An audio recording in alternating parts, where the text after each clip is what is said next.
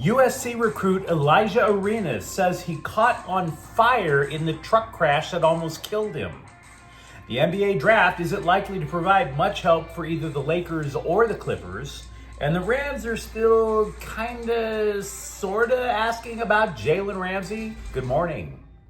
I'm James, and this is your daily dose of sports and snark for the greatest sports city in the world, Los Angeles. This is the faithful Angelenos Morning Report.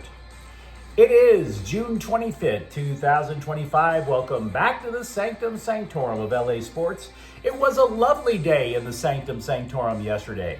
We added a new subscriber to the Angeleno Familia. Thank you. And in addition to that, I had a couple of randos call me a B. Like that's going to hurt my feelings. If I were capable of having feelings, maybe they'd be hurt. But whatever. It's not like they'll ever say things like that to your face. So what do you say we start talking about LA sports? And if you like being in the know about LA, click the like button. Click the subscribe button.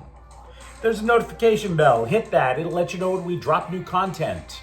Sharing is caring. Let people know we exist. And by all means, comment. Now, before we go through the news and notes, a look at the scoreboard. Dodgers 9, Colorado 7. The Dodger magic number is now 79, steadily dropping. Meanwhile, LAFC tied Flamengo 1-1 in the last match of group play in the FIFA Club World Cup. Game was held in Orlando. It was the only goal that LAFC scored in 3 matches against the world's best. They've already been eliminated, by the way. And Chicago defeated the Sparks 97-86. Meanwhile, today, the Dodgers are at Colorado again at 5:40, and it is Galaxy Game Day. They will be at Colorado at 6:30. What do you say we get to the news? So, incoming USC basketball guard Alijah Arenas. He spoke with the scribes about what it's like, to be a teenager getting in a near-fatal car crash. In other words, what it's like to be a teenager.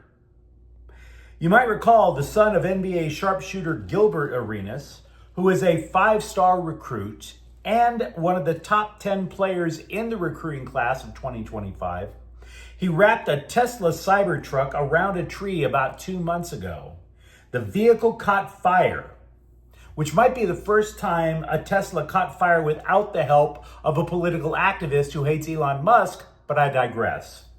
Anyway, the player was placed eventually in a medically induced coma. It's actually a very chilling story when you get even more details. Here's what happens, according to him. He wakes up in the car. He can hear something that kind of sounds like a campfire. Then he realizes it's the vehicle he's in. That's startling. He can't open the door. The app that would allow him to unlock the door on his phone won't work. Can't kick out via the glass because Teslas are bulletproof.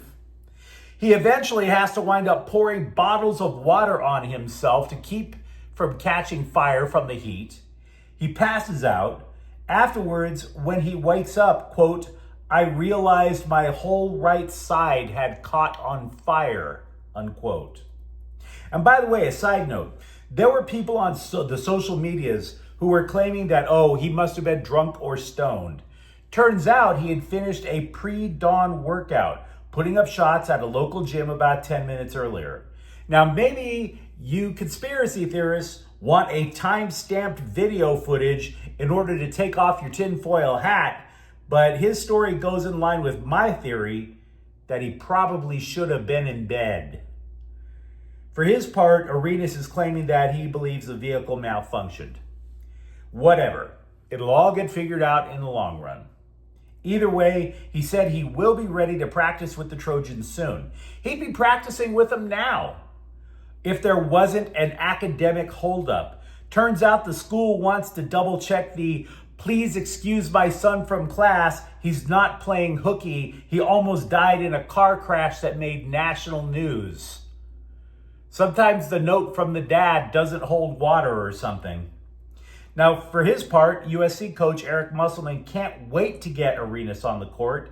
He said, quote, "We're getting a super unique talent. When I watch him play, it's the vision. It's the seeing things that happen on the floor, third, fourth options. We're getting one of the most talented players in the country, unquote. Now, Arenas, meanwhile, remains very grateful to the people who pulled him from the vehicle. Quote, "There are amazing people in this world that are willing to help and risk their bodies for you. For me, it was like, I don't ever want to think about me ever again," unquote. And that's a hell of a statement to make, because you're still a teenager. And now you're starting to realize that the world doesn't revolve around you. There are people my age who think the world still revolves completely around them. So if it took a vehicle crash, where he survived, obviously, for Arenas to realize that he has to look out for other people, great. I think that's great. You may have noticed that the NBA approved the sale of the Minnesota Timberwolves and their wee little WNBA team yesterday. Now, how does that impact the Lakers sale? It doesn't. The NBA is going to move at their own pace. The sale of 2/3 of the Lakers from the Buss family to Dodgers owner Mark Walter, it's still expected to happen later this year. It is not necessarily fast-tracked. As for the here and now, the Lakers have the 55th pick in the NBA draft, which means unless they make some crazy trade, and believe you me, the internet is loaded with impossible, ridiculous, fake, non-sourced, unsubstantiated, hot, steamy trades. It's all clickbait. So the Lakers are picking tomorrow. Unless there is some sort of a miracle that Rob Pelinka can pull out. Look, they don't have a first-round pick because that is the last one that they sent to New Orleans years ago for Anthony Davis. The bottom line is this. They're probably going to take whatever big man is left. And since 7 are projected to go in the first round alone, suffice it to say, you're not going to find the next Kareem at pick 55. You might not even be able to find the next Jackson Hayes at pick 55. So, The Clippers, on the other hand, do have a pick in tonight's first round. It's the last one, number 30. So if you're looking for immediate help there, don't bother. Look, the Clippers are the oldest team in the NBA. And you might be sitting there saying, well, doesn't that necessitate them playing the young people? No, it doesn't. Remember, they're doing whatever it takes to keep James Harden. Their recent draft picks haven't exactly accomplished much either. And by the way, as for players who could get picked from either USC or UCLA, the only one that I've been reading about who has a consistent shot of getting taken is Kobe Johnson, who played for both USC and UCLA. But that's a guess. Maybe he goes late in the second round. Adam Schefter, one of the few ESPN employees that remains a reporter as opposed to a personality, is reporting that the Rams remain in the mix for a possible trade with Miami to bring Jalen Ramsey back.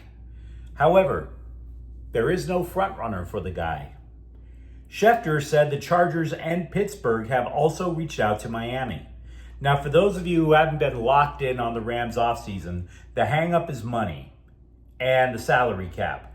The Rams would need to clear about $4 million in additional cap space this year alone to fit Ramsey. And then, by the way, Ramsey's salary actually increases next year, the year after that. So the reason the Rams let Ramsey go was his salary busted their cap. Bringing him back, you've brought the same problem. Scott Frost, who was once Nebraska's favored son, but then the Cornhuskers ran him out of the state, credits Sean McVay for reigniting his passion for football. Frost served as an analyst with the Rams for a year before Central Florida hired him as a coach for a second time. Quote, You can get beat down in this business, and when you're in a bad situation, I wasn't even 100% sure I wanted to coach again. I'm grateful to Sean and the people there for giving me the chance, unquote. Now, you might recall, if you watch a lot of college football, Frost turned UCF into a national power before Nebraska cut the check to get him to come home. Only the problem with the Huskers went super deep, something that one guy could not resolve. David Singleton, who played for UCLA from 2019 to 2023, is returning to Westwood to join Mick Cronin's staff. Singleton was an outside shooting specialist for the Bruins, but he went undrafted, spent the last 2 years in the G League. So he's hanging him up and grabbing a clipboard instead. But you let me know what you think in the comments thread. Talk to me, for example, about Alijah Arenas, the possibilities he presents for USC, and for that matter, if you think that this young guy can actually make a difference in society now that he realizes people look out for each other. For that matter, what are your ideas for what's going to go on in the NBA draft tonight? And if you enjoyed the content, don't forget to subscribe to Faithful Angelenos. We're talking LA sports every single day here. Thank you for watching. I'm James. We'll be back tomorrow. Faithful Angelenos is a Kian Corte El Queso production. Take care.